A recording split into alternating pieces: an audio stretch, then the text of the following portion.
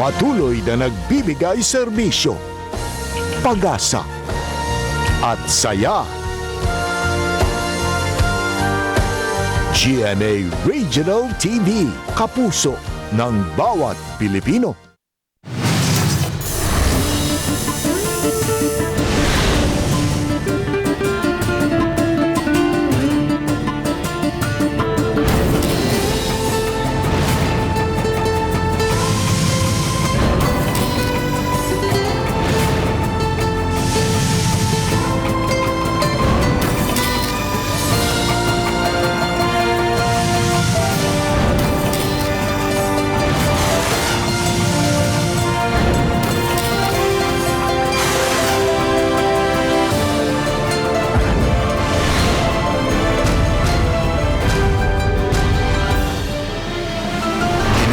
GMA Regional TV, Balitang Bisdak.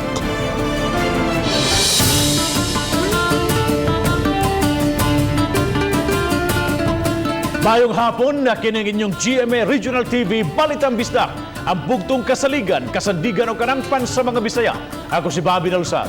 Nga maghatod sa labing dagku'ng mga nagunang balita nga mahinungdanon sa Central ug Eastern Visayas, ako si Alan Domingo. Ako si Cecil Kibod Castro, live sa GMA Complex sa Dakbayan sa Cebu.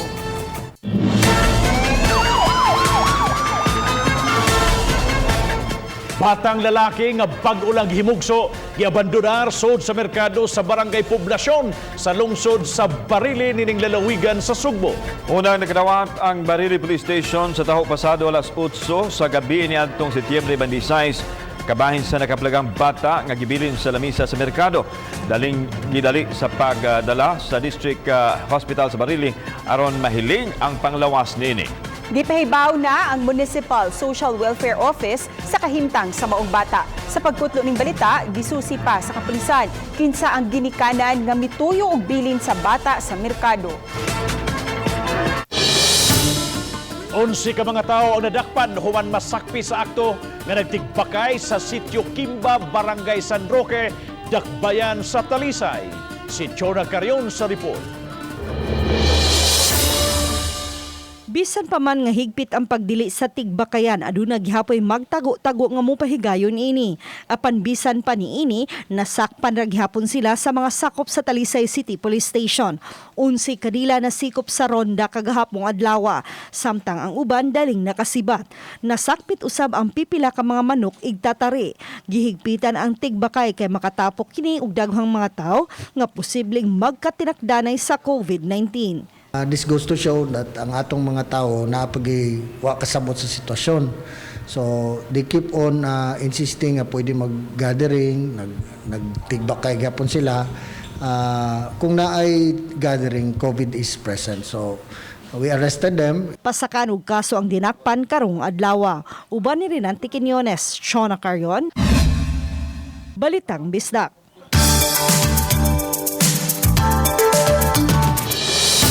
Sa pagbukas sa klase sa mga pampublikong tunghaan sunod semana, andam na baka ang mga eskwelahan, ginikanan ug mga tinun-an.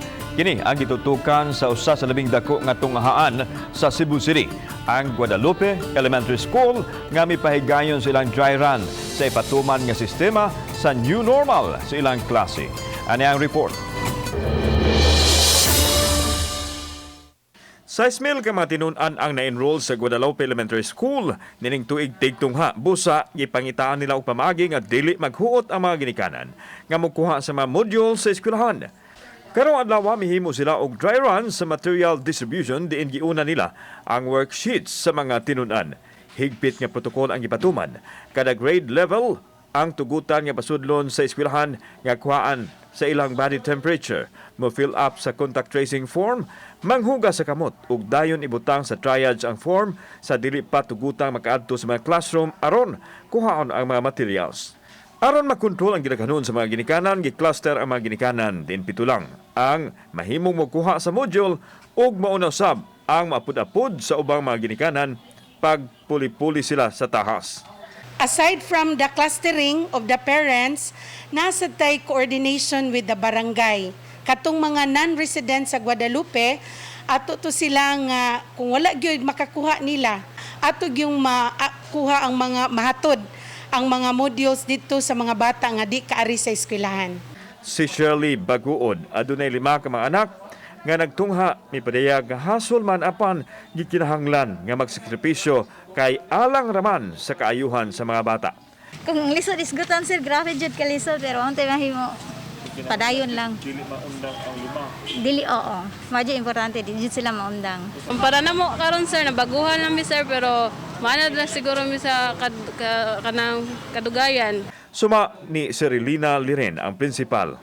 Nga Hunyo pa lang sila nangandam aron hapsay ang ilang pagbukas sa klase sa sunod semana. Admitido siya nga dako gihapong hagit ang pagsagop sa new normal apan gipaniguro nila nga maserbisyuhan ang mga bata.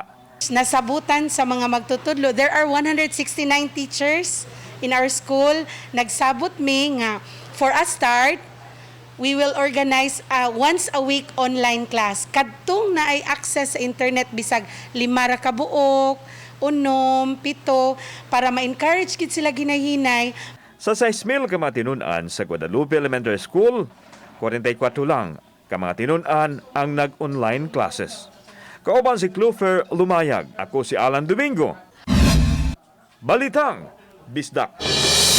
Usa ka semana sa di pa ang formal nga pagbukas sa klase sa pampublikong eskwelahan, subsob ang preparasyon, ilabi na sa pag-distribute sa mga learning modules. Labi na sa mga eskwelahan nga libuan ang gilaumang mudagsa nga matud pa ang ngayang bansayon gayud ang proseso. Ang report ni Nico Sereno. Unang adlaw karon sa dry run sa module distribution sa Mandaue City Comprehensive National High School. Gisiguro sa eskwelahan makahimo og dry run aron ma-familiarize ang mga ginikanan sa proseso sa releasing niini. Higpit ang health protocol nga gipatuman. Gawas na naandan nga temperature monitoring, pagpanghunaw og pag-spray og disinfectant gihimo usab. Gisiguro sab nila nga maka-fill up sa health declaration ang ginikanan ug masusi sa ilang medic o nurse sa eskwelahan. Naguan lang gid nako siya sir kay may kuan. Mo man gipili sa damo. Imong gahinag oras balik. O gahinan jud na maguras. Para man kuan sa mga anak sir kayuhan sa nila. Ang maong eskwelahan ang labing dako nga public secondary school sa Mandaue City. Karon nga school year, kapin sa 5,000 ang ilang estudyante. Kadaghanan hinuon kanila, module ang sistema sa pagtudlo. Apan may pipila ka section sab sa mga grade level nga musagop sa online nga pamaagi. Kasagaran sa amo ang kuan science og sa among textbook nagi online og ang ako ang senior high kanang STEAM bitaw kanang sa engineering, science and technology engineering nag-online gina sila. And the rest ana modular. Uban ni June Solon, Nico Sereno, Balitang Bisdak. Duha sa mga kawani sa Lapu-Lapu City Hall nga nagpositibo sa drug test niya tumiaging semana nakadawat na karong adlaw sa ilang notice of termination. Samtang tulo usab ka mga persons deprived of liberty nga gipaubos sa o nakapahimo sa plea bargaining agreement nagpositibo usab sa drug test. Ang report ni Free Marie Dumabok. Wa na pabuta nga mugawas pa ang confirmatory test sa duha ka mga marshal nga job order employees sa Lapu-Lapu City Hall. Gihatagan ni sila og notice of termination human magpositibo sa drug test. Matudigari law ang pangulo sa City of Lapu-Lapu Office for Substance Abuse Prevention kun close-up nga ang duha ka marshal nagpositibo sa drug test sa miaging semana. Ang duha nagpositibo na usab sa drug test sa niaging tuig apan gihatagan unta sila og kay gayunan nga magbago ug baka trabaho og balik. Dugay na ta niining mga aning tawhana nga nagpositive. It's only that nasakpan na gid sila for the second time. They were given a chance. Mga empleyado basing nagtuo niya sila nga kay abi nagpandemic. Lax na siguro ang Anti-Drug Abuse Office din na siguro mag-drug test because we are giving them a warning no sa mga tanang empleyado. Sa mga napaubos sa drug test, 35 kanila marshal, 190 ang mga sakop sa CTMS, 28 ka mga barangay officials ug sakop sa Badak sa isla sa Santa Rosa. Samtang tulo usab sa 157 ka mga persons deprived of liberty kon PDL nga nipahimo sa plea bargaining agreement sa korte ug napa-enroll sa close-up ang nagpositibo usab sa drug test sa niaging semana. Kanina enroll sa atua nga nisud og plea bargaining nga nag-positive. And then it's up to the honorable court kung asa sila na assign kung unsa ilang judgment. Either i-revoke ba nila or ipa-extend ba nila ang ilahang programa diri sa atua. Uban ni Godfrey Rilien, ako si Femari Dumabok. Balitang Bisdak.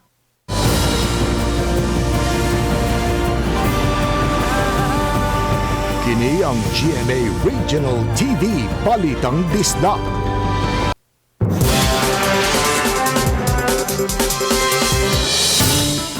Nagkaguliyang ang mga tao sa gawas gabahin sa buhatan sa City Environment and Natural Resources sa Dakbayan sa Lapu-Lapu kaganang buntag. Human usa ka dakong sawa ang nakagawa sa gisudlan ni nga sako o gingon nakatukob na og iro. Adunay live report si Faye Marie Dumabok. Fam.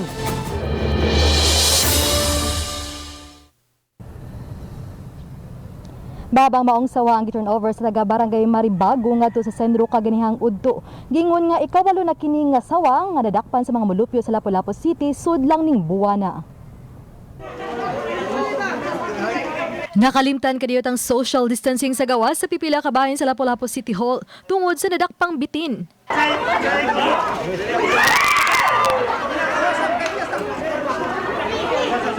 Nahadlok man apan may dugok gihapon ng mga tao aron makisayod sa nakabuhing sawa nga may gitas ong 15 ka tiil o gibugaton nga 25 kilos. Yawan jud kayo mamasin jud pagkadako jud anang sawaha. Kalit lang yun na siya, gihagi ka na siya sa kuingon sila nga nadakpan mo to gibuhian, mo na to nagdagandagan na siya diya sa ubos. Giturnover kini sa barangay Maribago alas 12 ganihang udto ngadto sa sentro. Ang maong sawa nasikop sa mga mulupyo sa dapit nga mitukob og iro ganihang buntag. Ang taga-barangay mismo ang nagkuha dito may nanghibaw nga kini siya nakaog iro nag-turnover dito sa mga tao dito sa barangay. Nakabuhi ang sawa dihang giablihan ang sako. Kalit nga matay hakaw ang ulo dayon gawas sa sako. Mila na tudulan 20 minutos ang padakop ug balik niini. Gani misud pa kini sa buhatan sa sentro ug nitago pa sa likod niining mga kaang. Usa sa nakatabang nga aron masiko pagbalik ang maong sawa, ang kawani sa close-up nga si John Peter Kaza nga maoy midakop sa ulo sa sawa hangtod nga nasud kini pagbalik sa sako. Padayon gyapon tag sige kahadlok ato, di gid nato makuan gyud mahipos tong bitina. Pero og naay usa nga ni kursunada ato, siguro ang mga tao mawagid ang ilahang kadlok gyud. Pag-abli na mo sa sako, pagtanaw na mo. Pag-abli, pait ni nakuha man. Yan isulpot man o. May dagan ko. May galigitipan na lang o. Oh, may tip. Oh, may tip. Amala mo ni. Mato ni Silyar nga ikawalo na kini nga sawa nga na-rescue ning bulana lang sa Dakbayan sa Lapu-Lapu. So daghan gyud ang di sa siyudad sa Lapu-Lapu nga mabitin grabe daghan kay sa pagpagtukayan sa pagkaron god daghan ang gipanggama karon mga kining gitawag mga subdivision. So wa na sila makasuksukan tungod kay develop gihimong subdivision. So wa na sila makataguan sa dito sa ilam sa maong bugnaw nga ilam.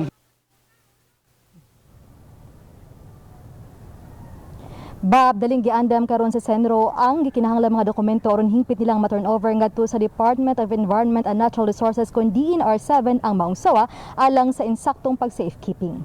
Bab. Daghang salamat, Faye Marie Dumabok sa imong live report. Human sa bitin, arita sa gatusan ka mga iro ug iring ang gibakunahan sa Dakbayan sa Talisay Atol nining pagsaulog sa World Rabies Day. Si Chona Carrion sa report. Sayo pa lang sa buntag ubay-ubay na ang mga tawo nga galinya, bit-bit ang binuhing mga iro ug iring sa palibot sa Santa Teresa de Avila Church aron pabakunahan og anti-rabies. Karong adlaw gisaulog ang World Rabies Day. Tungod niini libreng bakuna alang sa mga iro ug iring ang gidalit sa City Veterinary Office dinhi sa Dakbayan sa Talisay. Usa si Lelebeth Ortega ang nagpabakuna sa iyang 4 ka buwan nga itoy. Gisiguro gyud niya nga mabakunahan ang iyang itoy aron luwas kini. Mausab ang rason ni Aljon Hakosalem nga gabit-bit sa iyang iring nga pabakunahan. Kuan ko ni nato gud mulaban jud nato ba kung Ato jud hatag jud nga mahal si ero. So, parang kinahanglan jud na bakunahan. Kay haron mo safety sa bra kay Kung matumba na sila kay bisan maglagot mamaa kunya. Kung wa pa ni mabakunahan kay kuan kanang dili makuha ang rabies. Subling may pasabot si Dr. Mary Thesaalo, ang city veterinarian, sa kaimportante sa pagpabakuna og anti-rabies sa iro ug iring aron kalikayan ang rabies. Kung once mapaka ng usa ka tawo og rabid nga hayop, pwedeng siyang ma-rabies. Aduna usay siya'y pahimangno sa mga tawo nga mapaakan og iro ug iring. Dapat gid hugasan dayon ang samad with running water o kanang sabon. Gamit tag bisan unsa nga sabon, pwede ra basta padugo nato at least 20 to 30 minutes. Then kung mahimo adto gyud tayo sa district hospital kanang mga animal bite center para mapabakuna. Uban ni Renante Quiñones, Chona Carrion, Balitang Bisdak.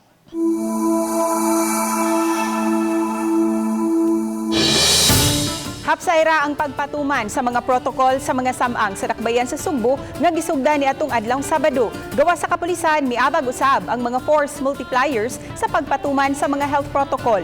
Hinuon walay nagpabadlo nga mga tawo. Gilimitahan lang ang oras sa mga mibisita sa mga lubnganan. Higpit usab nga gidid-an ang pagpaninda ug mga pagkaon aron malikayan ang posibleng pagtakod sa COVID-19. Gawa sa mga samang, gitutukan usab sa kapulisan ang mga buwakan sa bukirang barangay. Sa ato ang assessment during the 26th is dili pagyud kayo na nakadaghan ng tao. And we did not only deploy dito sa mga cemeteries nato, nag-deploy ita sa terminals, sa pier, sa Freedom Park, and kining buwakan nato sa Busay. Ni total ra og more or less 1,300 atong estimated crowd. Aron matabangan nga makabalik ka o bangon na ang sektor sa turismo sa Lapu-Lapu City, babalik na kita sa syudad og matabangan ang mga nawad-an og panginabuyan. Kahugpungan sa mga hotel ug resort sa dakbayan sa Lapu-Lapu, mulusad og trade fair karong Oktubre 17. Ilang gipunting ang pagdani sa mga lokal nga mga turista nga upapahimo sa discounted rate sa mga hotel ug mga resort accommodation. Sa pagkakaroon anaa pa sa 70% ang booking sa mga resort ug hotel sa dakbayan sa Lapu-Lapu. Sa executive order Ania, balik ka turismo, nang hinaot si Mayor Ahong Chan nga unta tugutan na ang mga senior citizens o mga minors nga makabisita sa mga hotels o mga resorts sa dakbayan. Once you go to the hotels and resorts, it's a family, So most likely naagid ang lola, ang mga anak, So that's the time na maka-relax ang pamilya.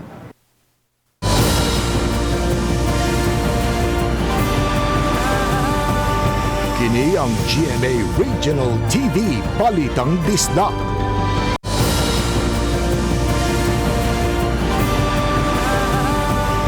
Kini ang GMA Regional TV Balitang Bisdak. Giasikaso na sa Mandawi City Hall ang pagpalit ng mga gadget aron ihatag sa mga magtutudlo o sa mga estudyante nga gamiton sumaabot nga school year. Ang report ni Nico Cirilo.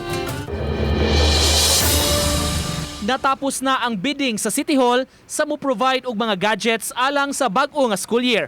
112 million pesos gikan sa Special Education Fund ang gitagana ning maong katuyuan. Plano nila pagpalit og mga laptop alang sa mga magtutudlo, ingon man tablets sa pipila ka mga estudyante. Ipahuwam kini aron magamit sa bag-o nga school year.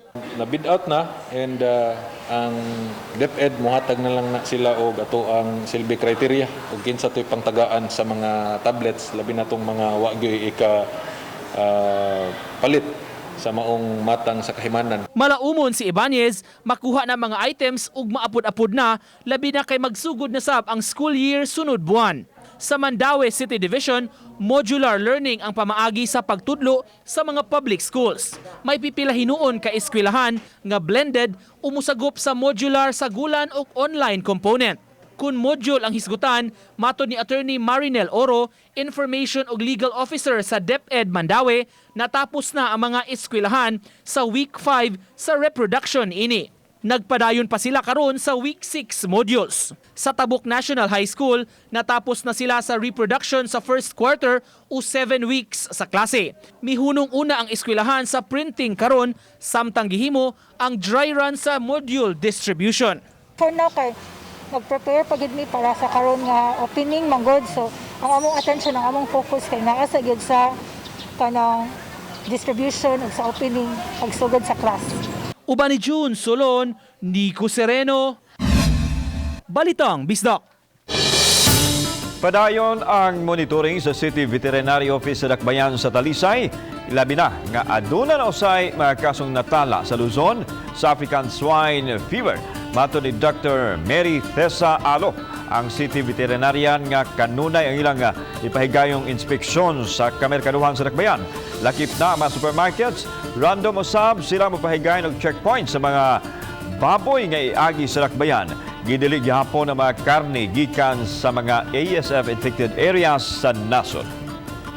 So every day naman tayo post-abat inspection team nga nagalibot sa ang mga meat establishments, sa ang mga kamerkaduhan para gimonitor gyapon nato, gipang-check gyapon nato na ang regarding sa African swine fever. Midaghan ang mga kaso sa COVID-19 sa lungsod sa Tubigon sa Bohol. Sa taho sa Tubigon IATF, napunan og siyam ka mga bag-ong kaso sa COVID-19 ang lungsod. Sa 42 ka kinatibuk ang mga kaso, 30 ka mga pasyente na takbuyan gumikan sa local transmission ug duha kanila mga health workers.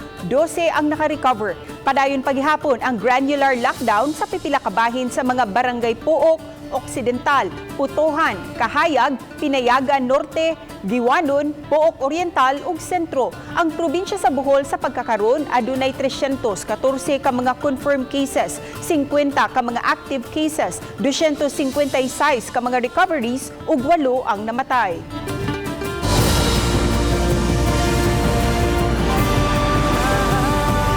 Kini ang GMA Regional TV Balitang Bisdak.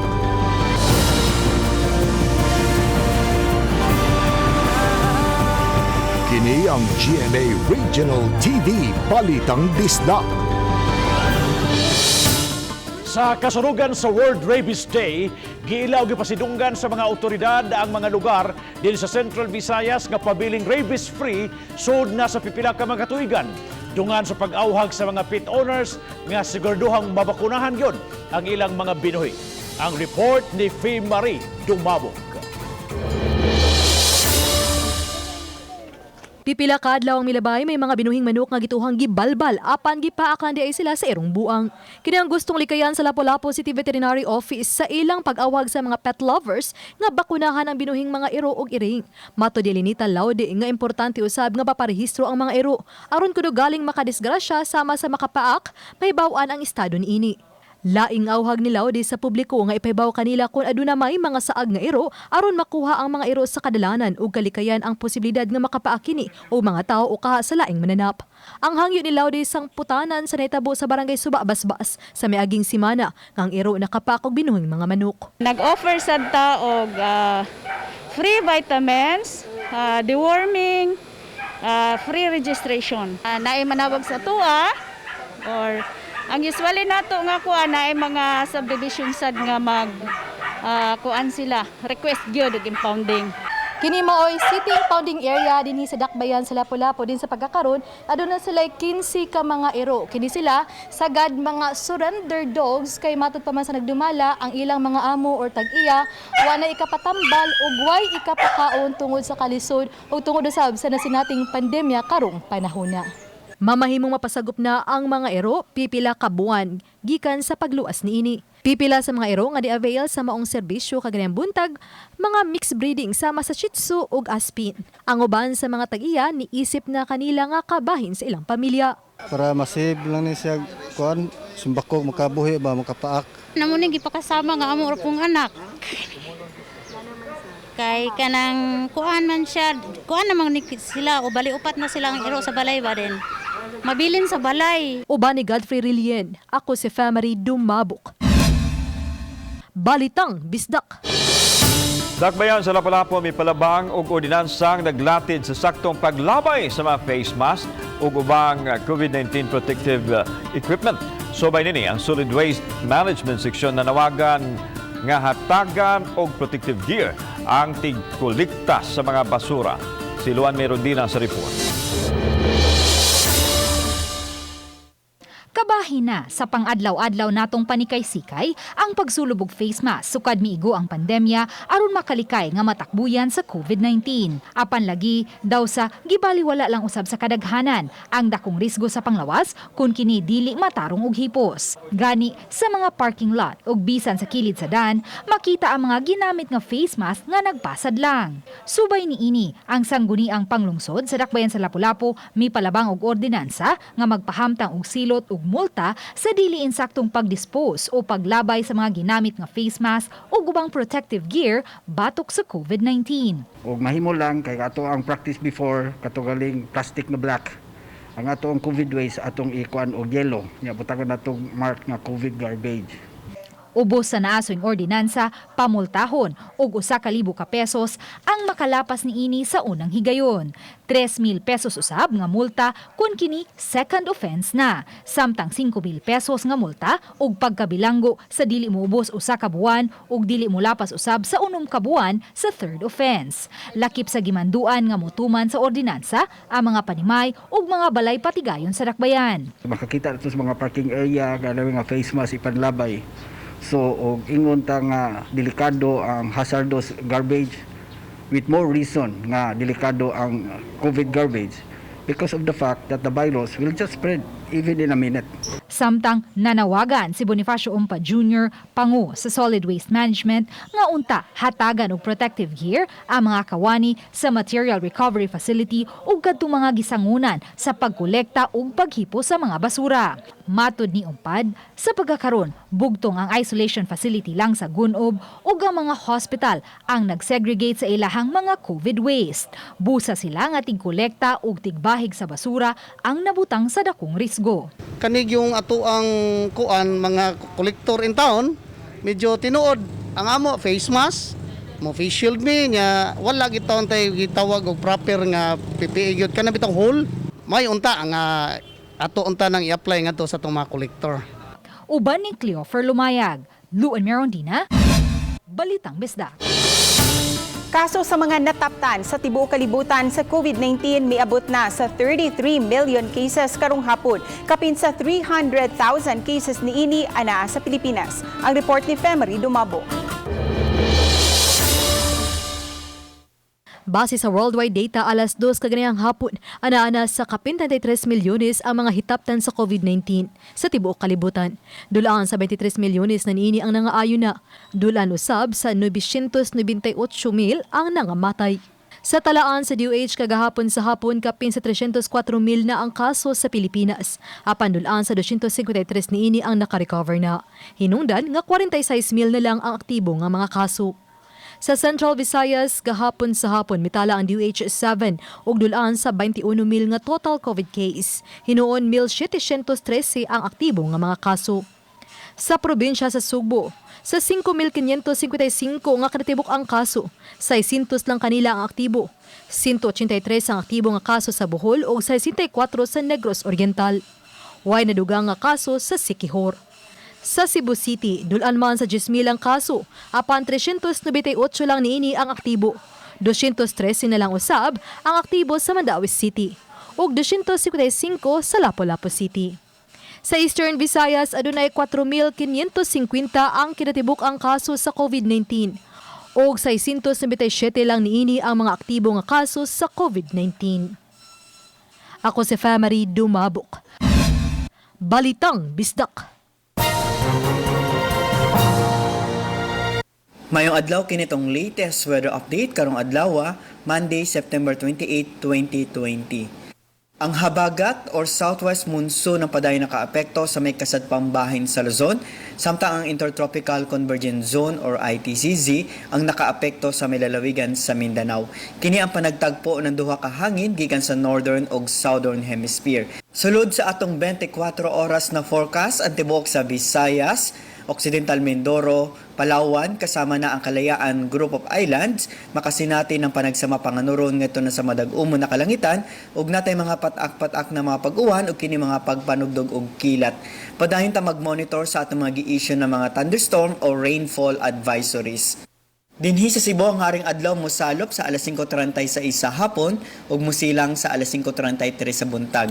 Ug para sa atong mga dugang detalye, bisitahan atong mga official social media accounts atong Twitter, Facebook, YouTube, official website sa www.bagon.pag-asa.dost.gov.ph. Kini si Jomar Clarino gikan diri sa Mactan, Pag-asa Visayas, DOST, maayong adlaw. Istorya sa usa ka videographer ug usa ka nurse kansang mga dalan nagtagbo ug gipamatud-an nga bisan pa sa mga panghitabo sa palibot ning panahon sa pandemya padayong nilipang ang gugma. Kini ang tema sa unang miniseries nga pagabituunan nila ni Asia's multimedia star Alden Richards ug Jasmine Curtis Smith nga naguluhan og Love on the Balcony sa drama anthology nga I Can See You. Giangkon ni Alden nga nabaguan siya sa taping sa maong serye nunot sa istriktong pag-obserbar sa anti-COVID-19 protocols. Diin ang cast ug mga crew gipaubo sa RT-PCR test ug lock-in sila sud sa 4 ka adlaw sa Tagaytay. Diin sila nagtaping. Maong ayaw si Piata sugod karong gabii ang giingong one of a kind program sa Kapuso Network nga mag-feature sa mga dagko ug inilang mga Kapuso stars sa drama anthology nga I Can See You sa GMA Telebabad. Love is consistent. Andyan lang siya. It's a matter of kung sino yung humahanap at hahanapin ng pag-ibig. So pag napanood nila to, yun yung magiging effect sa kanila. Na pwede pala, meron pala. Lakip sam sa labing napiktuhan ining panahon sa pandemya ang mga manghimuay og parol nga nabisi na unta karong panahon na sa ilang negosyo. Hinoon, andam gyapon silang modawat og order kung adunay magpahimo. Ang report ni Nico Sereno. Kaniadto mga iyon-arong panahona, busy na kaayo kining sitio Santolan, panaghiusa sa Barangay Guadalupe.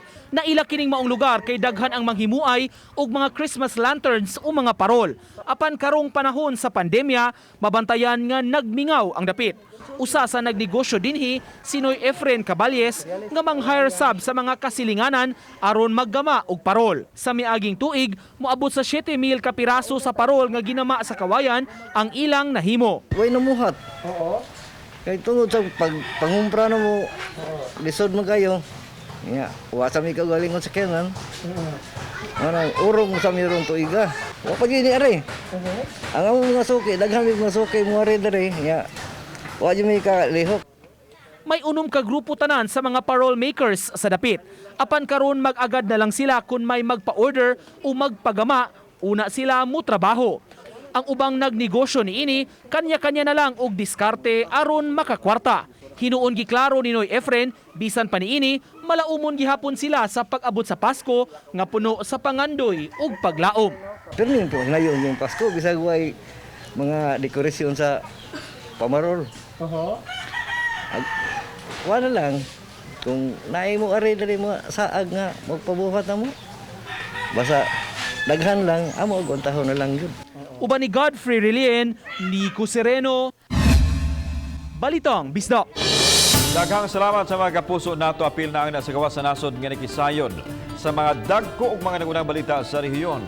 Ako si Alan Domingo. Ug hika namong tanan dinhi sa Central ug Eastern Visayas, ako si Cecil Kibod Castro. Ang inyong balita, ang among balita, kay matag lokal nga balita mahinungdanon.